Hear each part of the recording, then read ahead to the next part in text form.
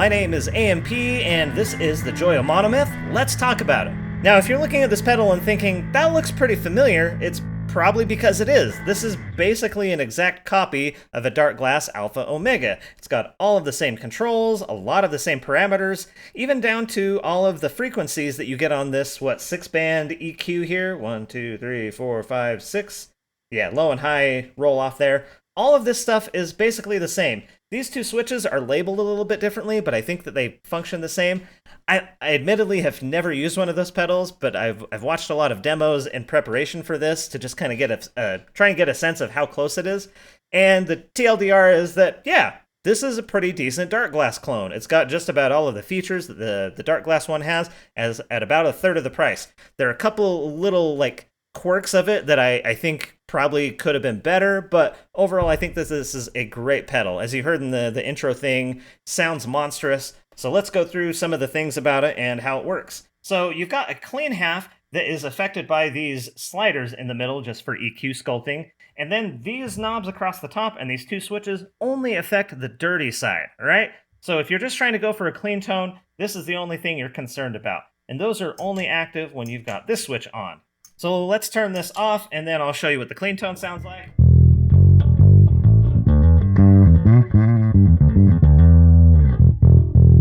And then we turn the pedal on to activate our EQ.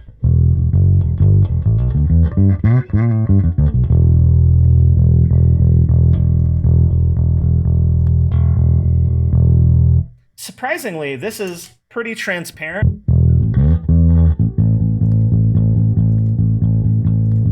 You'll barely notice a difference when it's in a flat versus your clean tone, which is a good thing. That means that we're working from just a clean, transparent preamp. So the way that this pedal works is in two stages. So if you turn the drive on without activating the preamp itself, it's still bypassed, right? It doesn't mean anything. It just means that when you kick this on, you go right into the distortion, right?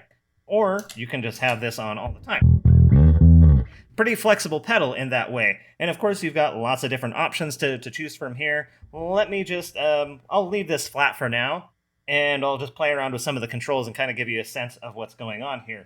Because like the Alpha Omega, you've got this voice that sweeps between a distortion and more of a fuzz. The best tones are going to be somewhere in the middle, but let me show you the sweep of that, and we'll just leave the rest of this the same for now.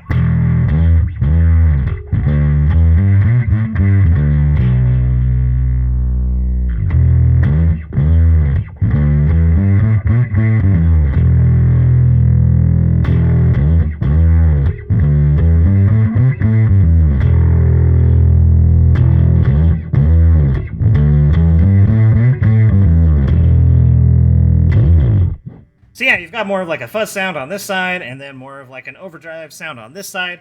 I tend to like it right around here-ish is where I think it sounds the best, but totally up to you. You've got a lot of flexibility with this pedal. Next up, we've got a blend, which is a critical component for having a really good fuzz or overdrive sound on a bass, because you can mix in your clean tone, really retain that fundamental.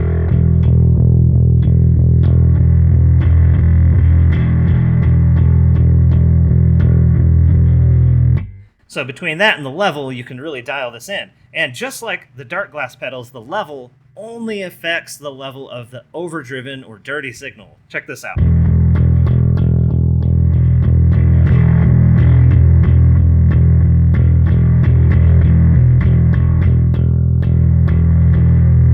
I don't know, that is an interesting thing that's kind of specific to Darkglass, and Joyo has copied that exactly because this is a pretty faithful clone. Next thing we have is the drive, and I feel like you get the best sounds when you have slightly lower drive, but you can push this pretty hard. Let's go through the sweep.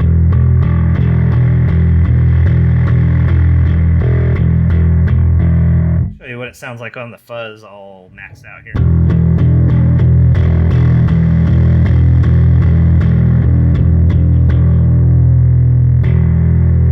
Let's talk about these two switches. I think you should just leave them on all the time because they just make the pedal sound better. No matter what you're doing, flicking those switches on just makes it sound better. For example,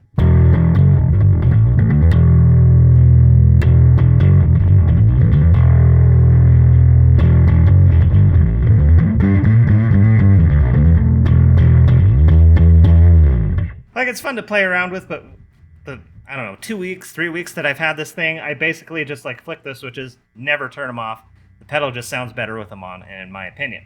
All right, let's talk about I/O because there's quite a lot going on this pedal. We'll flip it up the top here. So there's a cool little color band that they've got here. It kind of makes it more visually distinct, comes on and off with the pedal. I think that's cool. You can turn it off with this switch on the back, but I don't know why you'd ever want to do that. So you've got your typical input. You've got a through, which is just a clean bypass of the pedal.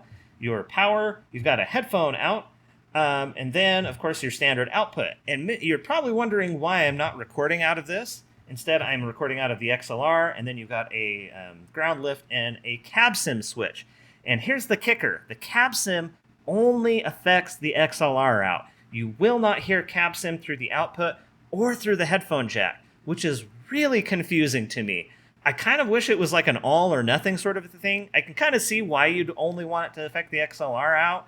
Like, there's like one situation where you're going to an amp here and then going directly to the desk or the board through this, so you'd want the cab sim for that. But I kind of just wish it was like an all or nothing thing. So I'm recording this through the XLR out just so I can show you what that sounds like. In fact, let's do that right now. So here's without the cab sim.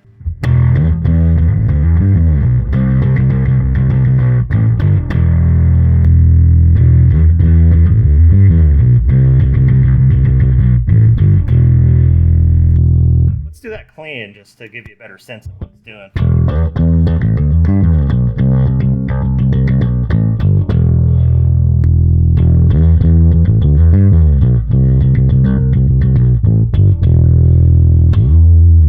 All right, and for all of the Dark Glass haters out there that are like, oh, Dark Glass is just for metal and it all sounds the same, let me dial in like a low gain sound and I'll show you what that sounds like. We're going to turn these switches off, run the drive all the way down. I'm going to leave the voice where I like it. Here's how it sounds clean.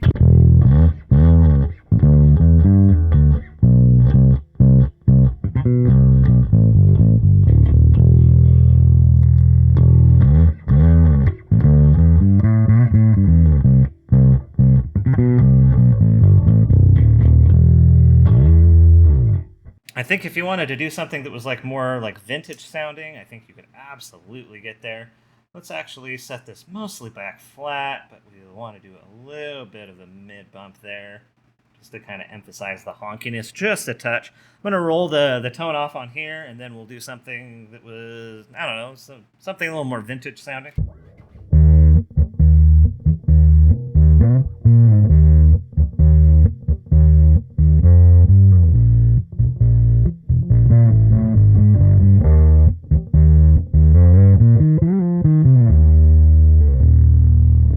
I think I've given you plenty of reasons to go and get this pedal. If you want the Dark Glass thing, but you don't want to pay $350 for it, this is a great alternative. It's got all the sound, the same exact controls. It's got its own unique like look and color scheme to it. The one or two quibbles that I have with it is the lack of an aux in so that you can jam to your backing tracks through the headphone jack. And also the fact that the cab sim doesn't affect that. Like, at the very least, I feel like it should still go out through the headphones. I can kind of get why you would only want it to come out of the XLR, but not delivering that to the headphone out is really a bizarre choice to me. Like, if you're going to be just jamming with this pedal all by itself, pedal to your headphones, you're going to want a cab sim, right? I think so. But then again, I'm not everybody, so if that is something that sounds okay to you, then yeah, definitely go pick this up. In fact, even if you're never going to use the headphone out, I still think that this is a great value with the pedal and how good it sounds. So yeah, I hope you enjoyed this video. If you're still watching at this point, that's amazing. Who thought we'd get this far? Not me. Ha!